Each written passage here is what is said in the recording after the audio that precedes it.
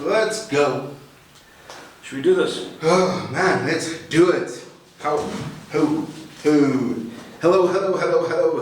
and welcome to a brand new episode of the Uncovering Greatness podcast. As always, I am your co-host Sully, and today I am joined by our lead trainer, Barry Mitchell. Barry Mitchell is the lead trainer at Uncovering Greatness. He specializes in business, sales, mindset, and honestly, I would say really kicking people's ass. I think that's what he enjoys the most, and he's gotten better at it as the years have passed. I gotta kick my own. And that's the funny part. That's where you start with, right? So you know where you're kicking ass from a good perspective. How goes it? Yeah, good. It's really good to be here. Bloody hot in Joburg today. Yeah, this weather's so confusing. So at one point it was a little bit never chilly. too hot not to drink coffee. Nah, you can always enjoy a cup of coffee. So today, and we were just talking about it before we started recording, but before I started that, I had a thought the other day. You had a thought? I know. So I've stolen your I don't know, intro. what are we on? We're on day 341 and you've had your first thought. Well done. Hey, we can proud of you, John. Just been moving. No thought, just action. No, I realized I stole your intro. Did you? Yeah, you always, that's how you start most of your events. Hello. And I was like, where did I get that from? And then I saw you doing it at Circle this past week. And I was like, oh shit, that's where I got it from. I feel sorry for you, John. Just duplicating.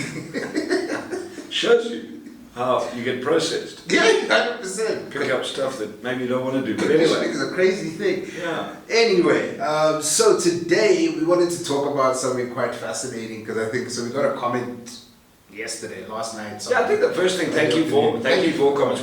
We love any comments, whether comments are agree with what we teach and disagree with what we teach, doesn't matter. Yeah, it was a really interesting comment there. Yeah, I think that's where people get it confused. I think everybody wants just positive feedback, but we're not about that. We understand that people have different opinions and different perspectives. You're not going to like what we teach. You're not going to like how we do what we do. Always. And that's all good. It's just part of life. You're entitled to that. But essentially what it was the guy was basically speaking. So it was a video that Barry and I had recorded in this room, and it was, the flip chart was over there. And Barry was teaching around the income statements. And it was before any of these shelves were up, before any of the books were up. None of that. We just put the logo. We just put the logo on the wall, had our flip chart, I was teaching, and we did a video. And essentially the comment that came back was, you're spending, I want to read it, but I don't. What do you know about something like, what do you know about sales? What can you teach us about sales when you're actually hiding your brand? Yeah, and I didn't even listen to anything in the video. I was just so focused on the fact that you're hiding your brand. You spend so much time and effort putting that brand up, or that logo up, just to hide it. And if I come and work with you, how do I know that you're going to respect my brand that I've spent so much time? 100%. Well, which was an interesting comment, because reality is I was probably teaching on sales. Or teaching on money. You're teaching on I think I was teaching the cash flow. I was teaching the income connection from money to sales. Yeah. So, it was interesting because, so Uncovering Greatness, our logo, was covered partially by a flip chart. And I was writing on the flip chart. As you do. And I suppose that got us talking to, well, what is your brand? Yeah. And is your brand just a logo? And for me, my brand is not just my logo. That's my logo. Uncovering Greatness, Cell Team Teachers is our logo that connects to our brand, and our brand is so much bigger than just a logo. I would really hope so. We'd be in a crazy space if our whole brand was just our logo. It would be a crazy space to be in. Yes, you see Uncovering Greatness. You'll see Uncovering Greatness when it comes on this podcast. You see Uncovering Greatness when we're on Facebook. You see Uncovering Greatness when you walk into a room. But that logo, which connects you to our overall brand, that connects you to me, to Nicole, to Sully, to our team. That connects you to how I teach. Yeah. I mean, for me, when you gave me that, I said, but the way I teach is part of my brand. What I wear, my shirt with the UG logo on it, is part of our brand. Yep. How I teach using 4 colors in a flip chart is part of our brand. Yeah. So everything that I was actually doing in that moment was our brand. It was the Uncovering Greatness brand, but it all pulls together. It's not just a logo. Yeah. And that got me thinking is how many people actually just really maybe miss the point that your brand's not just your logo. Your brand is so much more than that.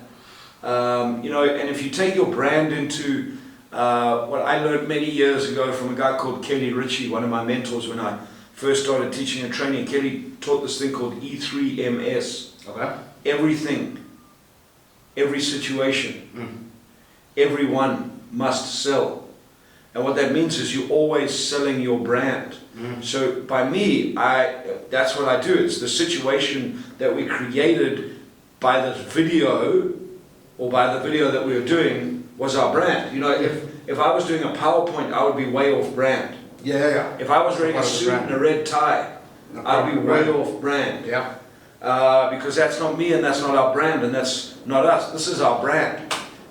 Our t-shirts, discipline, faith, power. Yeah. That's our brand. When you come to an event, you'll see us in t-shirts and jeans and sneakers.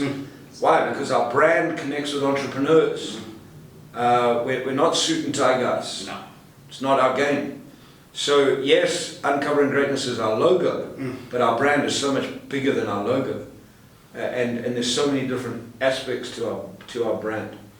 No, definitely. 100%, and I fully agree with you there. And I think also for me, from like a marketing perspective, sometimes I've seen it a lot where people get so fixated on logo and brand. I'm not saying it's not important. What I'm saying is it as important as having a business that's actually selling and making money? How important is the logo then? Well, it's a good point you make there, Sully. How many times do you see new business owners spend so much flipping time and money on designing a business card? And instead of actually just getting out in the field and selling. So for me, and I teach this to any startup business owner, stop wasting your time on designing a logo. Logo will come. Just go to friggin', I don't know, P&A, CNA, any one of those places, buy some of those little cards, or go buy some card, go to a printer and have them print you out 500 friggin' cards with your name and your phone number on it. Why? Because you want to get out in the field and start selling. Yeah. And you use that card as something to exchange for somebody else's details.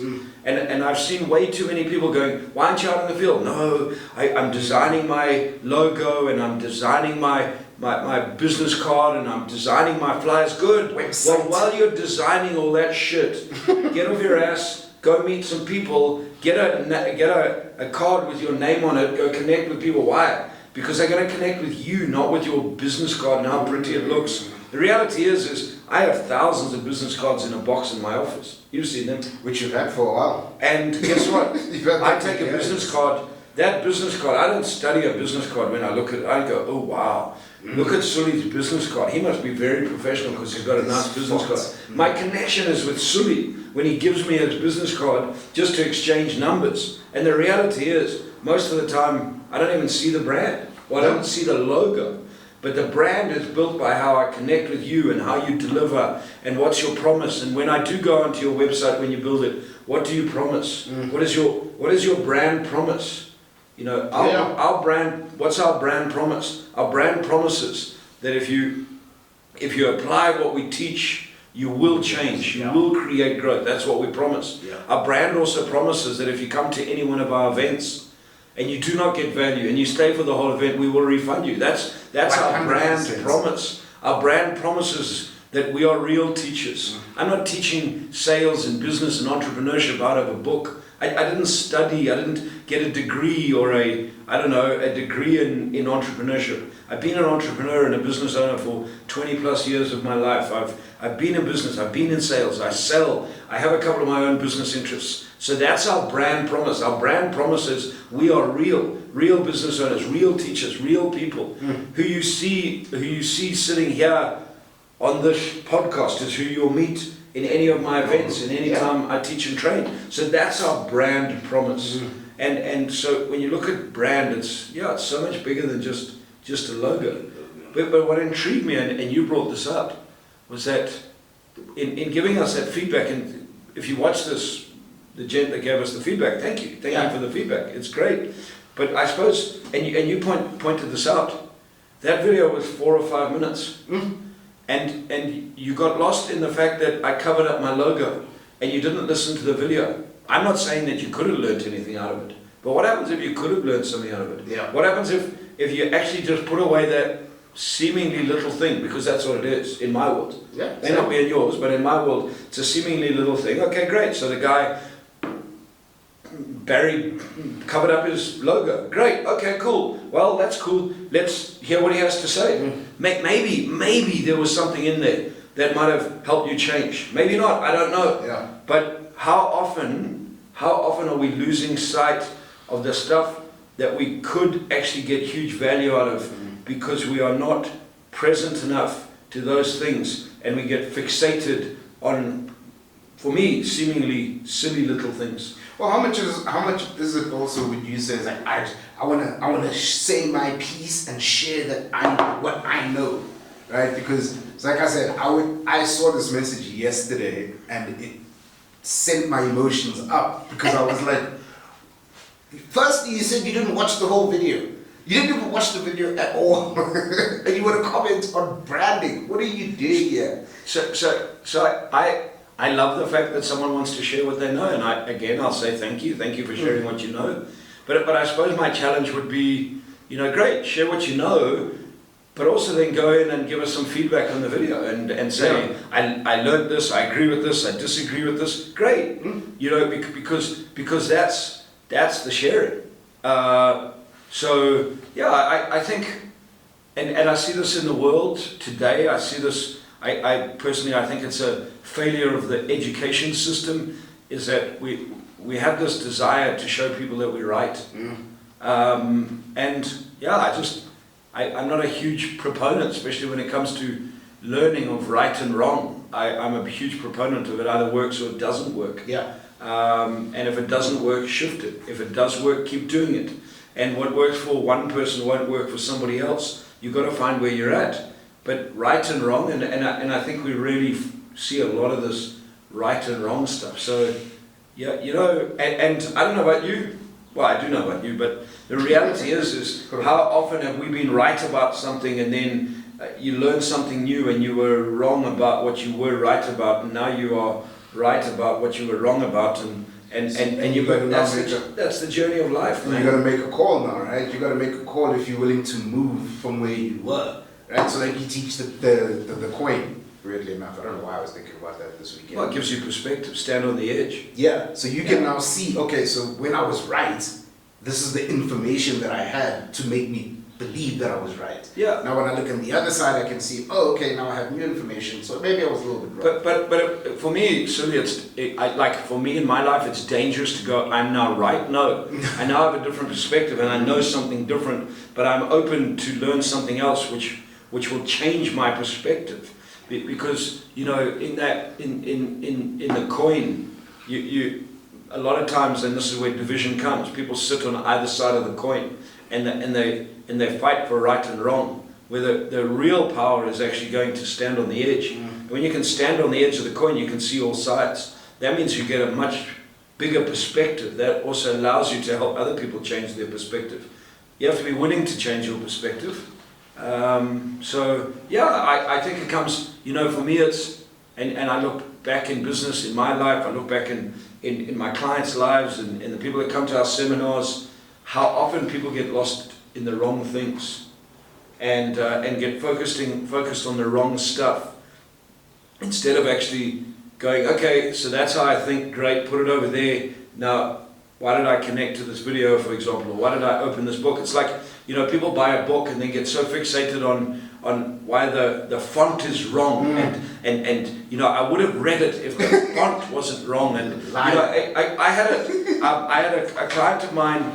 When I had Robert Kiyosaki out with me a couple of times before COVID, and we were doing a breakfast event I think did you come to that? No, you didn't. We were doing a breakfast event, and it was a very small room. I had 35 guests who we had personally invited, clients of ours that had been around for a while. And Robert, we had Robert there, and Robert came and spoke at this breakfast with us, and we hosted the breakfast. And one particular client of mine, I invited her, and she said, "I'm not coming." I said, "Why?" She said, "Because I can't handle the swearing in the room." And I was like, I get that you don't like swearing, and I'm not making her wrong, but I get you don't like swearing. But and I asked her, "Do you think he has knowledge?" She says, "I think he has immense knowledge." So I said, "Well, could you not overlook the swearing to get some knowledge?" No. And I was like, "Okay, I respect your thing." But for me it was like, okay, well, I can take a number of F-bombs, and I know Robert drops a few more than a number of F-bombs, but I could take some F-bombs, and I could do that to learn from a guy that, you know, in my opinion is a guru in, well, I say guru, but is a master in financial literacy, and has created some stuff that I'd love to create. You know, so how, where are we, you know, and I'm not saying she's wrong, but because of those type of things, where do we draw the line? And I think we always, you have to draw the line somewhere. You draw the line somewhere, but what's that based on? So, you know, So I mean, wouldn't you have to go make that decision based off? So, for example, like with Kiyosaki, if you're talking about him and his F-bombs, which are plenty, you know that he has a certain, like, he has an amount of knowledge that you can utilize to get to where you want to get to, right? Yeah. And be able to learn from him. At what point does it become a thing of it's too much, or I'm willing to push through? I'm different for different people, Sasha, and I think that's where you know, that's where that line's drawn, and for each of one it's different in different things, but I think, you know, as we're talking about this, how many people get lost in little things. You know, I don't like that person because of the way they dress. It's like, okay, you know, how could they? I mean, I've had one or two people say to me, "Yeah, how could you be successful?" I can remember I downgraded my vehicle because I've made some notoriously stupid decisions on cars. So I had a Volvo S60 T5, and it was costing me a lot of money, and then I sold that, and for some not unbeknown reason, because I made stupid decisions, I bought a double cab 3.6 litre V6 that went like the bomb. It was really cool, but indicated into every friggin' petrol station, and so I have always made bad decisions. So I went home and I said to Nicole, right, that's it.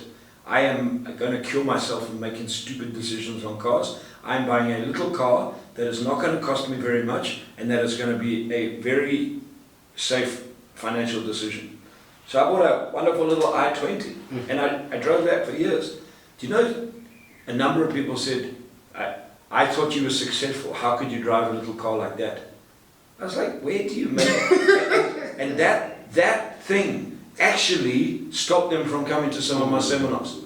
I was like, so your perception of success stops you from learning.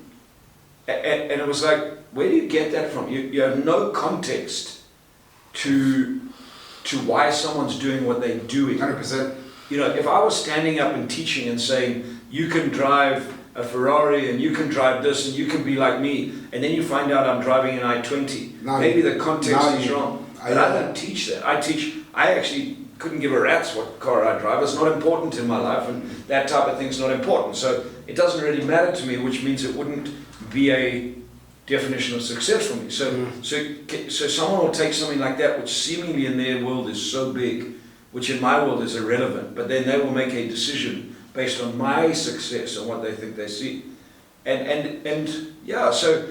where are we getting the wrong things in the way? And only as an individual, only you can make a decision whether it was wrong or right. Because look at your results. Are you getting the results you want in life? If you are, great. Keep doing what you're doing. If you're not, and being who you're being, and having the opinion that you have, that's great. If you're not, it's your life. We'll change it. You know, I have my opinions, and if they're not giving me what I want out of life, well I'm going to friggin' change them, because it's my life. It doesn't matter about anybody else. So, keep the main thing the main thing. This topic is so funny because I feel like we've gotten to a point in our society where people don't realize that it's your life. You don't like the results that you are getting in your life. Yeah. It's nobody else's fault. So change your change the shit you're You doing. need to change. Change how you think. You can't change. Nobody else is gonna come to you. And if you're honestly happy with the results you're getting in your life, fine, keep doing it. Yeah. No issues. Yeah, but then don't come. And I feel like that's probably becoming my problem as well, because it's one of those things where people come to me and they'll be like, "Oh, I have ABC problem." It's not advice, where I'm just like, "Okay, why don't you do this or try that?" Yeah, but that sounds like a lot of work. I'm like, okay, then don't come to me then. I mean, you've heard me say that. Yeah. How can I do this? Well, this is what I would do if I was you, and this is what I've done. Yes, but. Okay, well, don't do it then. I'm not forcing you to do it. Yeah, but I disagree. Okay, good, then don't do it.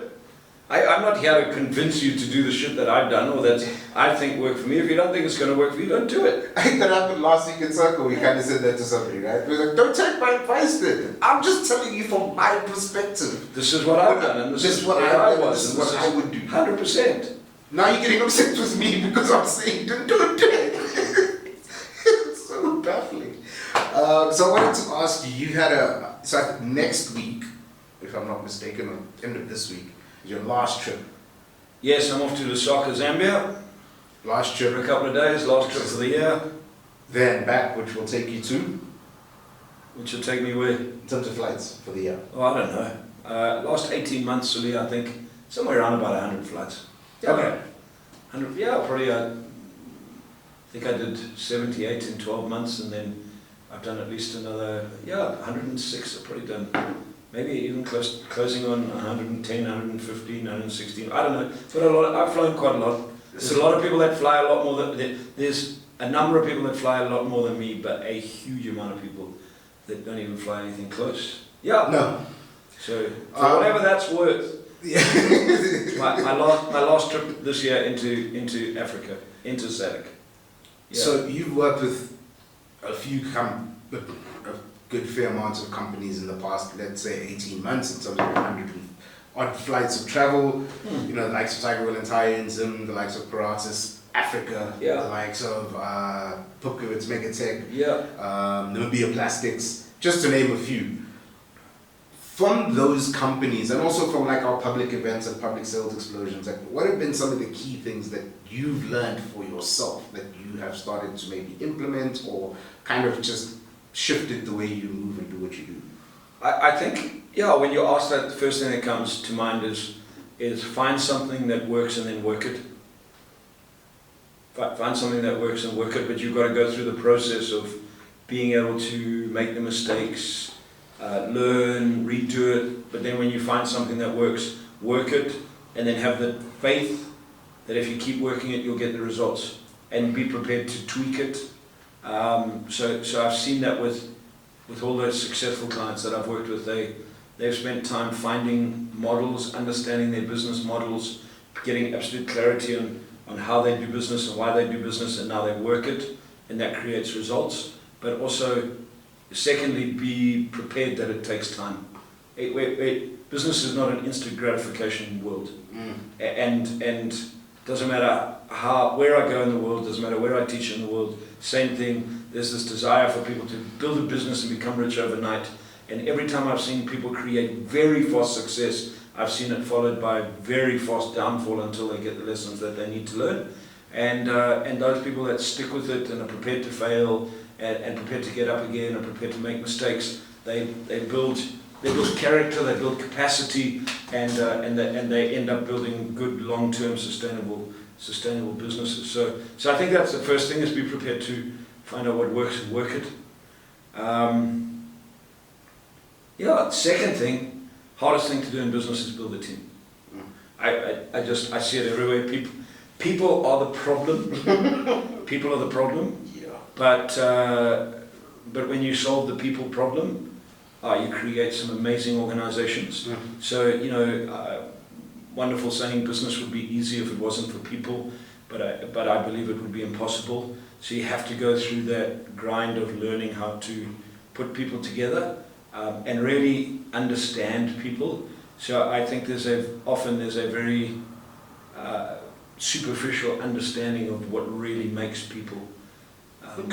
And then, I suppose, I don't know, how many lessons do you want? How many you got? The third one is, and I teach this all the time, but it keeps getting affirmed to me. Business is simple, sales is simple, making money is simple, success is simple. It's just damn hard. It is damn hard. And the higher the level you want in any of those, the harder it is. But the more you're prepared to push through the hard and push through the heat and pressure, the bigger you become, the more success you can have. But it's that mentality of people believing that it's easy, wanting it to be easy, having this, I don't know, living with the fairies that it's going to be easy bullshit. That when you actually just come to terms with the journey's hard. Yeah. And that's where I love Jordan Peterson. He says life has always been a struggle.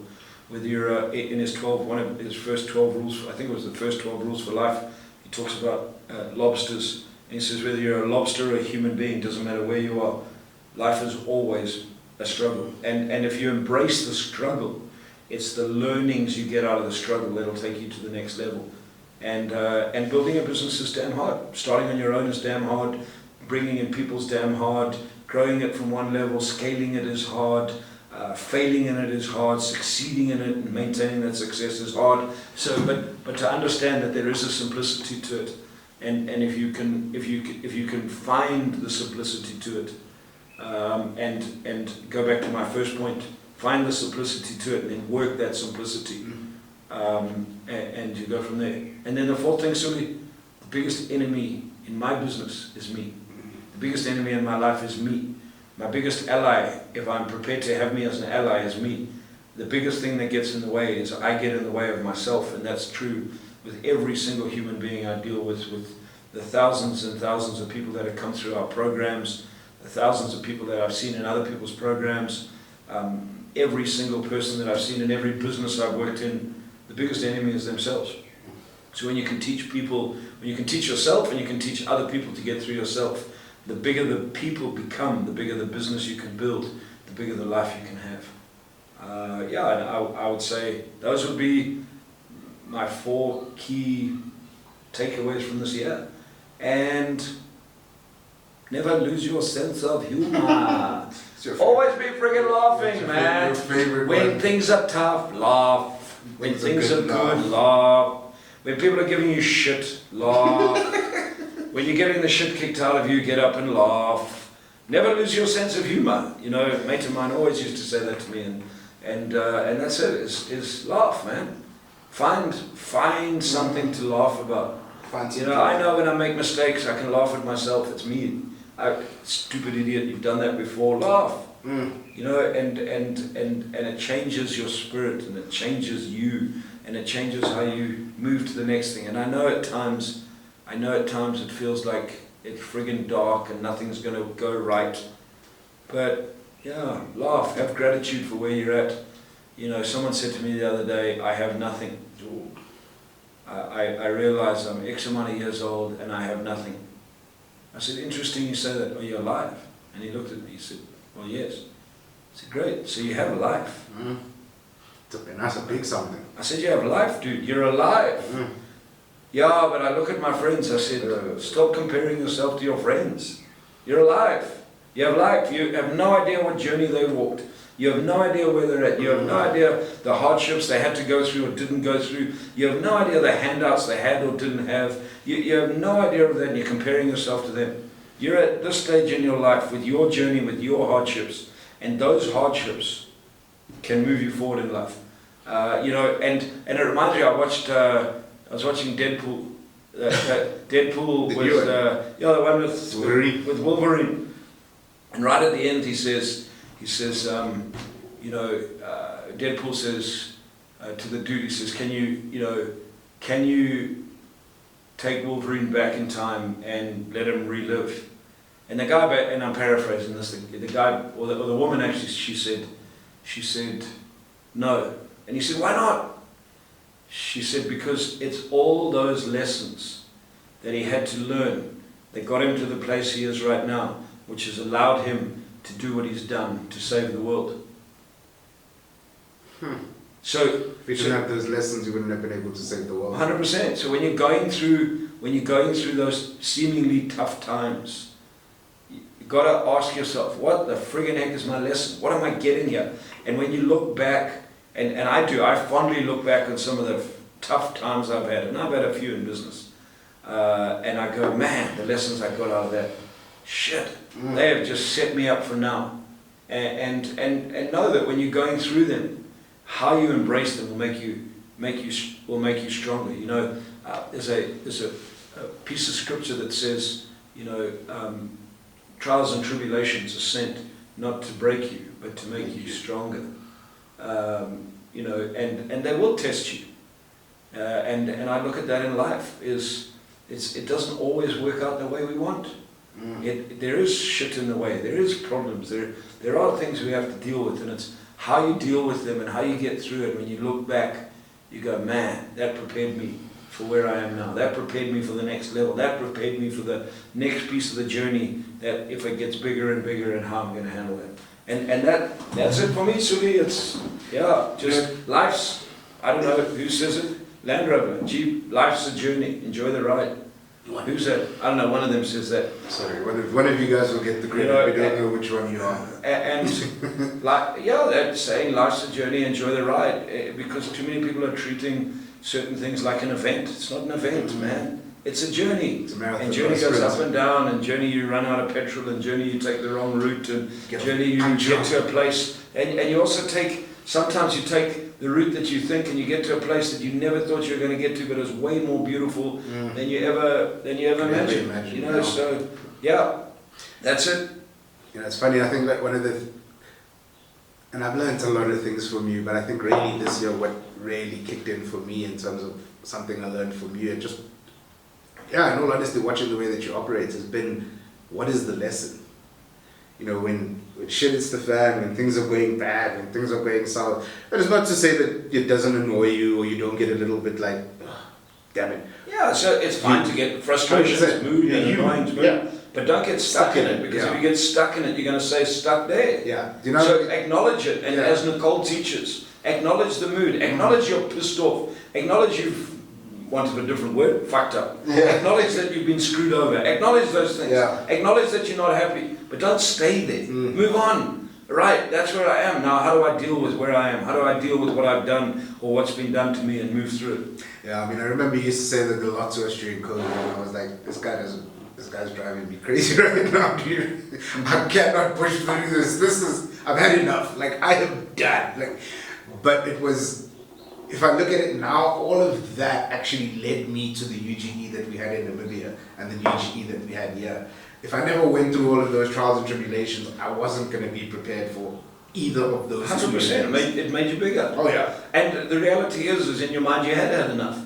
But the reality is at that stage you didn't really know what enough was, because enough was based on what you knew and who you were, not who you could become. Yeah. So when you push through and go, okay, there's more. I can bear more than this. Yeah. Because I can be bigger, I can be greater, I can be stronger. But in order to do that, I've got to deal with the shit I have to deal with. So before we close this off, I think this is something that is very, very, very important to talk about, because it's a new... 3 varies or 4 varies? A bunch of varies. Okay, a bunch of varies. All varies. Lots of varies. But it's very important.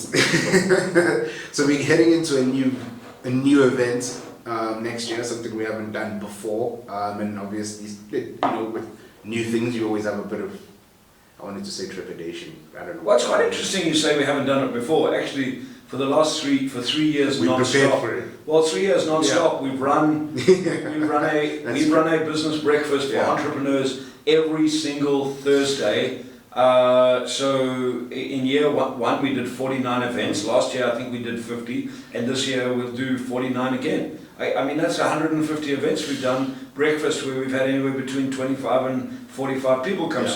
So we have done it. We've done it again and again and again. We're just changing what we've done. We're just upping the game. Yeah. Upping the 100%. so you guys have been with us when Nicole taught about games and what is a game and all of those things. Now we're upping the game. Upping the game. We're bringing up a new We're upping the game. We want people who want to up their game. We want entrepreneurs and business owners who want to up their game. Whether you're just beginning or you're a seasoned entrepreneur, we're creating a space where you can come and be very straight, very honest, get some very real lessons, learn from very real people to take your business to a whole new level. And yeah, that's what we. Last week we shot some clips, and I've been editing those clips that will be released this week. And one of the clips you spoke about how lonely it is to be an entrepreneur and a business owner, and it got me thinking, like, how many business owners and entrepreneurs feel that exact same thing?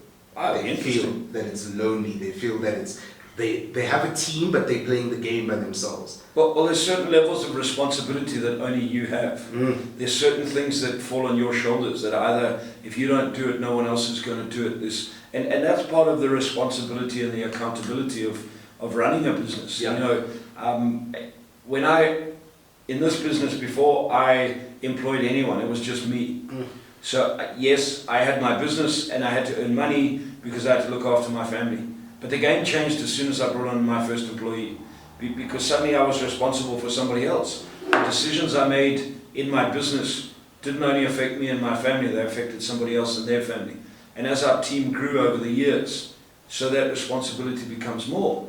And so there's a certain level of responsibility as a business owner, as your business grows and gets bigger, that only you can shoulder. And yeah, you can sit around a table with people in your team, but generally most of them won't understand that until they get to the place where they can understand it. And so yeah, I think it can be lonely, and you find yourself, you know, they say go into business on your own, and you find yourself on your own. Yes, you may have a team, but you're on your own. Yeah. And at times, you know, you have a business and you may be married and your spouse may support you, but they may never have been in business on their own, so they don't really understand it.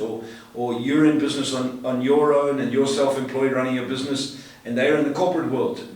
Yes, they may work in a business, but they don't understand running. They don't understand the things you go through, and that's why Entrepreneur Hangout, I think, Sully, is a key place, because it's a place where real business owners, real entrepreneurs can come together and talk about the shit that holds us back, and learn from other people that have been to the places that you've been or are going through or are likely to go through, so that you can learn from them without having to make that mistake, or, you know, be of comfort that it's not only unusual to you, it happens in business. And that's why I'm so pumped up for this next phase in our entrepreneur and business breakfasts, to take it to a different level. You know, I had lunch with a friend of mine who's an airline pilot today, and has been an airline pilot, and he spent a stint teaching and training in Uncovering Greatness with us. And I said to Nick, we were talking about simulation, and he was talking about the simulator, and I said, you know, and he told me, you know, Barry, people way underestimate the power of simulation and the power of practice. I said, Nick, why don't you come and speak with me at one of our breakfasts, and we'll talk about simulation from an airline, from a pilot's perspective, and why you guys do it, and how important is it, and then relate it back into business. So those are some of the things we're going to talk about. Why do you want to practice? Why, if an airline friggin' practices? Because I know this, I am flying my business every single friggin' day. I am at the helm of my business. I am at that friggin' joystick. And when it's going to crash, I better know what to do. But it comes from practice. And then I have a team. You guys, you know, you're the air host, the air hostess. Well, you're not the hostess. Well, I don't know. Today you can be whatever you want. But you are the steward. You are the steward in the back of the plane. And we have this team, and when things aren't working, when the engine's failing, when we didn't put in enough fuel, that friggin' flight has to go. And so those are the type of things we're going to talk about. And I'm going to bring in over the years some guests who run their business, who have real perspective. Some of my friends who built multi-million rand businesses, in some cases billion plus rand businesses, and taken 20, 25 years to do this. I'm going to bring them in and we're going to work with them, and we're going to unpack some of their experiences and some of the real stuff that they've learned. And these will be people that most of you would never ever have heard of. You won't see them on Facebook. You won't see them showing you how much money they have and how many cars they drive and how many houses they have. But they're highly successful, down to earth, real, every friggin' day people just like you and me. And that's what Entrepreneur Hangout is.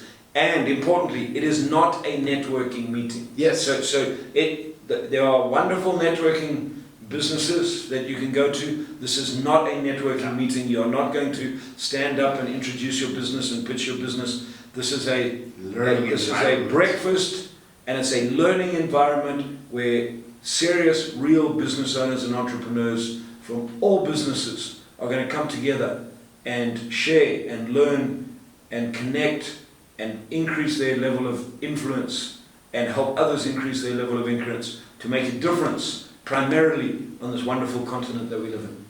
And that's why we're going to have Entrepreneur Hangout. I set it up, he knocks it down. Ladies and gentlemen, this has been another episode of the Uncovering Greatness podcast. As Barry mentioned, Entrepreneur Hangout next year, 16th of January 2025 at the Fat Ginger. You can book your tickets now. Thereafter, every month, second Thursday of the month. Entrepreneur Hangout. Come hang out. $550 gets you in? Yeah, $550 gets you in. Or you can buy a ticket for 12 months, which will give you all 12 at $5.5 grand. Yes, sir. $5.5 grand for all 12. A couple of special and they'll give you a couple of special editions. Special gifts as well. Yes. During the course of the year. So, yeah, come and join us. www.uncoveringgreatness.co.za is where you can check out Entrepreneur Hangout. You can read about it, you can ponder about it, or you can just take some action. Book your seat to set up your 2025. And we will see you guys next week. Be awesome.